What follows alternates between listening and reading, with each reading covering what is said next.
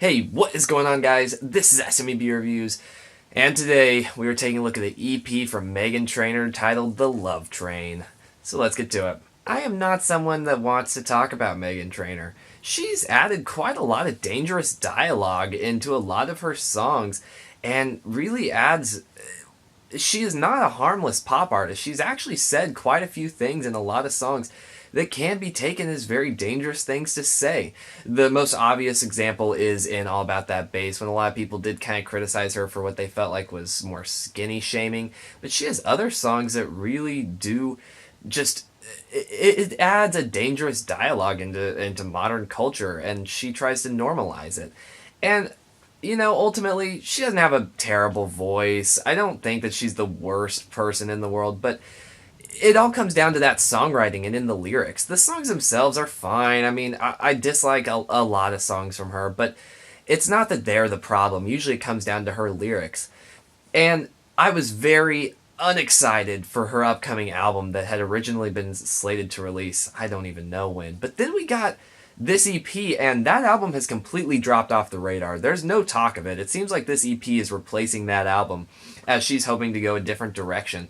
And honestly, with the singles we were getting from the upcoming album, I can't say that that was a bad decision, because I was really not happy with any of them. Now, some background. This album is it is in response to her getting married, and so this is a very love-focused album, and there's nothing wrong with that. It's merely just something to keep in mind. And I did say that I didn't like any of the singles, but one of them actually did make it onto this EP, which was All the Ways. Luckily, it was one of the less painful of the singles, but still not great. But honestly, with this EP, I'm kind of surprised. No, I don't think that this is a perfect release. It has a lot of flaws, and Meghan Trainor still does not have interesting enough songwriting and interesting enough lyrics to really put her above any of her other pop peers. I mean, at least while Ariana Grande has made some steps that a lot of people might not agree with, it's undeniable that she has an incredible voice. And a lot of those things can be said for other major pop stars at the time, but Meghan Trainor just doesn't really have that thing. She just makes mediocre music. So, yes, this is still mediocre, but it's surprisingly alright, and there's not really any of that dangerous dialogue that I was talking about. She doesn't really say anything that I go, oh my goodness, that is not something you should be saying. Most of it is really focused on love songs, and it is a fairly traditional love romance relationship that she establishes that she has with her husband, but I don't think that there's anything wrong with that. That's just how she chose to live her life, and how she wanted things to be. And I think that that's just fine. It's just how it is on this EP. And there are some standouts on this EP. I was actually surprised by that fact. I expected for all of these tracks to be fairly mediocre, but there are two tracks that I do enjoy. I'm Down is one of those tracks. It has a fun guitar riff that plays throughout, and it is a fairly simple pop song, but it's fun and exciting. And, for an album about love and her excitement to be married and just the joy she's feeling, it does come across in this song. And, I gotta give her credit where it's due. It is a good song. And is that a saxophone that comes in? Because I did not expect that from a Meghan Trainor song. Yeah, it's not breaking any boundaries, but for a fun pop song, yeah, I will absolutely sign up for this one. It's much better than some of the other stuff that she's put out. One of the best songs I've heard from her to date. After You is another standout that really just talks about how her life is changing because of this person, and she won't find anyone else after her husband. And I think that it's just another sweet song. And in my notes, I wrote that this reminded me of Taylor Swift. And I'll be honest, upon re-listening, I don't know why I wrote that.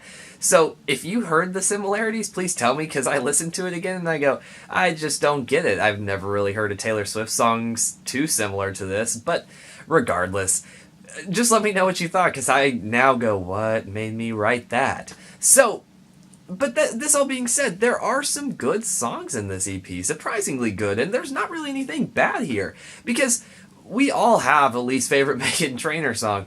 I mean, there's so many songs that she's done that have just not worked out.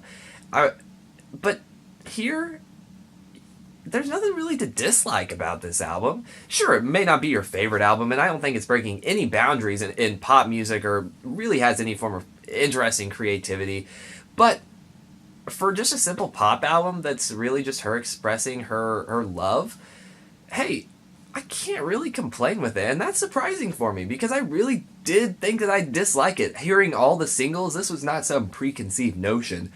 Hearing all the singles that were going to come off of her album that was slated to come out, I was not excited. And this is a pleasant surprise, I do have to say. I really am surprised. And like I said, Meghan Trainor actually doesn't have a terrible voice. She has a fine voice.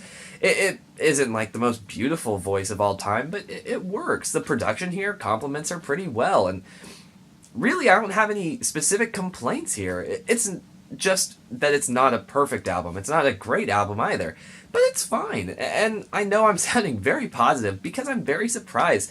I've been so disappointed with so much that she's done in the past, but this is really different. So, ultimately, I don't know, a 7? I hesitate with that because I feel like that's a high number to give Meghan Trainor. But you know, this EP's pretty good. Yeah, 7 out of 10. That sounds good to me. But what did you guys think of this album? Please let me know down below. I know I was kind of off on this review, mainly because I am fairly taken aback. I mean, even on songs like No, or songs like Dear Future Husband, she just establishes a very weird dialogue with at least what she believes the role of women are in society. And typically it's undermining the role of women in society, despite trying to make women empowerment anthems. So it is very confusing, and she makes some very confusing cultural music. So to hear just an album that's all right and doesn't offend me any and shouldn't offend anyone, I'm surprised, I have to say. So what did you guys think? Thank you guys so incredibly much for watching. It really does mean a lot to me. And I'll see you guys later.